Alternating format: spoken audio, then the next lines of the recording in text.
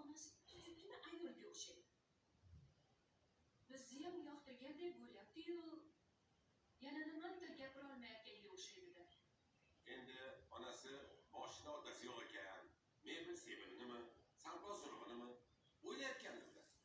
Sevinlarga tushuntirib. Bizga ham mol dunyoyingiz kerak emasligini. Bolalarimiz baxtli bo'lsa bo'ldi degan. Yo, men aytdim. Ha. Hamma gap qizim o'zida qolgan deydi. Ha, bu Sherzodga